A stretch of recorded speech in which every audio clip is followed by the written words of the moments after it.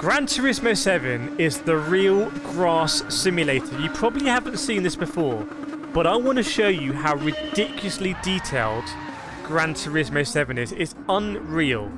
When we have a look at the grass here, you're going to see just why this game is like no other. See this little bit of grass? Have a look at the way the grass is moved by the cars going past. Now, there's not a lot of grass here. That's because, you know, you can see that PSVR2 is not of the same graphical quality as 2D. Here, look at the grass. It's absolutely insane. The leaves don't move, I believe. People complain about the leaves and the trees being 2D. But when we look at this grass, where's the grass? We're so short on grass at the moment. Hang on. There's all sorts of chaos going on. Around the Lesmos we'll have some grass. Look here. Here we go. Here we go. Look at the ripples. Absolutely mad that they've taken the time to simulate. It goes all the way here as well. Look at the way it gently ripples. They've simulated the air that comes off these cars. It is absolutely crazy.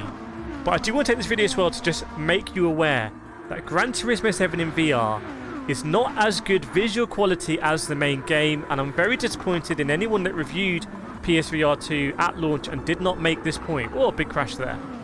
Now, the reason for that is twofold. Firstly, Gran Turismo 7 needs to run basically at 60 frames a second in VR, absolutely locked. And it's more difficult than you might think because you need two different images for each lens to give you the 3D effect. The other thing is that we have to deal with reprojection. You can't see this in your video now. Now, I could try and simulate it, but it would be so disgusting. You'd say, oh, you've just made it worse than it is. I can assure you, reprojection is hideous. What is reprojection? Reprojection is taking the 60 frames a second footage of this race, and between every frame inserting a best guess of what that frame should be. That means that you have a lot of ghosting, you have a lot of smearing, nothing is crystal clear. People use a general term blurry, and this was controversial around launch because other people said, no, if you get the sweet spot, nothing is blurry. And if you look at something like that tower with nothing moving, it's not really that blurry, I've got to be honest. And these trees, they're not that blurry. But when you look at something moving, it's so incredibly blurry because of the reprojection. You don't get this in Kayak. You don't get this in Pavlov, I think, either. There's some games that are just really, really, really crystal smooth. Gran Turismo 7 is not one of them. Gran Turismo 7 is just now the most ambitious racing game in the world. On a console, you get 120 FPS in multiple ways, which is obscene. You get VR with just one cable, which is obscene. You get an esports championship, which you can just enter for absolutely free. There's no like hidden thing. There's no faffing around with setups, which is obscene. You get like so many cars in the game, even my car's in the game, and it's not a particularly special car, which is crazy. And you get it all for a one-time purchase price, which is mad. So Gran Turismo 7 is now, I think, undeniably the best racing game in the world. Come at me, bros, for that opinion, but it just is.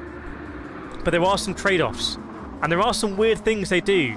Like, they decided to simulate the grass to like an impossible amount of detail, but then they haven't added, for example, a HUD in PSVR 2 that shows you your relative position compared to other drivers. I mean, what the hell? Some of their priorities, look at the way it glimmers there. Some of their priorities are just a bit mad, I've got to be honest. I don't even know what's going on in this race. Where am I? There I am in P7, trying to have a good race here. How are we going to go around the outside? Oh, I've been punted! I've been punted in VR. There I go. Now, there's someone doing donuts there. Now, in non-VR, the side of the road here would just be so detailed and so textured and would really feel 3D. But in PSVR 2, the irony is that it feels very much 2D, these textures, isn't it? So once we get to the point where, you know, I hate saying this, but once you get to like PS6, PSVR 3, then we might have that. But just be aware that if you want to get a PSVR 2 headset, there are going to be some moments like that. Looking at that, there are oh no, there are moments where it just, and also the racing in PSVR. Oh my man, the racing in PSVR 2 is just completely worth it. The car I'm driving here, the Audi RS DTM, I've got videos of me driving this in VR on my channel. It's not a great car to drive in VR. It's a very compact cockpit. You also seem to sit a long way back from the windscreen, But when you get in something like an open wheeler, like the old Honda F1 car, the Super Formula car, by the way, new Super Formula cars are coming to Gran Turismo 7, that's when VR is just like unbeatable. You cannot beat it. I think this is the last corner. Let's see how we're going to do. Can I go up the inside? Oh, I've got to... Oh, no! I've spun it! I've spun it! I'm looking like a right plonker here. Where am I? Where? Oh, no.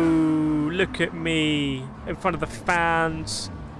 They're absolutely laughing at me. Did you notice as well how the sun's been setting this race? Dynamic weather as well. I did not mention dynamic weather, but I wish I would add rain to all tracks. But yeah, there we go. A little update on PSVR2. Some pros, some cons, so you know what to expect. If you want to do VR racing on console, you can't beat this really, so that's your choice. Hope you enjoyed this video. I will see you in the next one.